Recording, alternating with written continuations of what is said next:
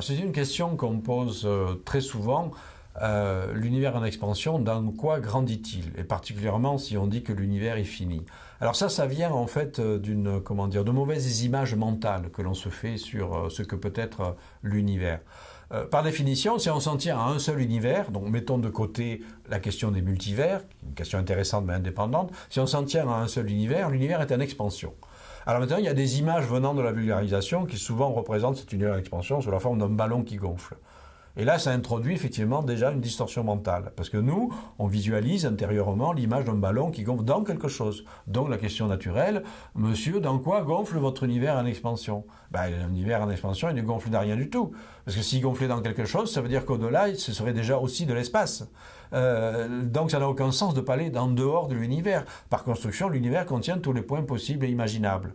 Ce qui est maintenant aussi difficile quand on n'est pas mathématicien, c'est de considérer la possibilité que l'univers soit fini sans avoir justement d'extérieur.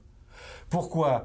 Parce qu'un univers fini en géométrie dite non euclidienne, c'est un univers qui est fini mais qui n'a pas de bord.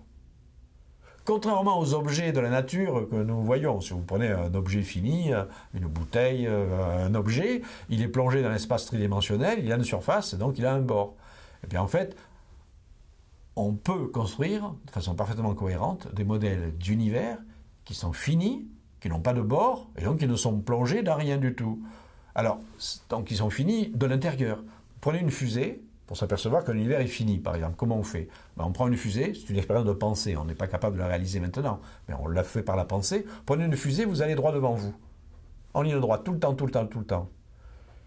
Et un jour, au lieu de vous éloigner à l'infini, sans jamais faire demi-tour, vous retournez à la maison. Ça veut dire que vous avez bien voyagé dans un univers de taille finie, vous n'avez jamais rencontré aucune limite et aucun bord. Ce modèle d'univers s'appelle une hypersphère. C'est un modèle géométrique d'un espace tridimensionnel qui est fini, qui n'a pas de bord, qui n'a pas d'extérieur. Et notre univers pourrait parfaitement être une hypersphère. Moi-même, je suis allé un petit peu plus loin dans ces recherches-là, puisque j'ai travaillé sur des modèles encore plus subtils que l'hypersphère, qui sont des modèles d'univers finis, sans bord, mais avec des reconnexions particulières, que j'ai appelées en fait des modèles d'univers chiffonnés. Donc dans tous ces univers-là, ce sont des univers dans lesquels on peut se voyager indéfiniment, sans rencontrer aucun bord, aucune frontière, et on ne s'éloigne jamais à l'infini. Et de fait, les dernières observations astronomiques semblent supporter assez bien ce type de modèle d'univers fini sans bord.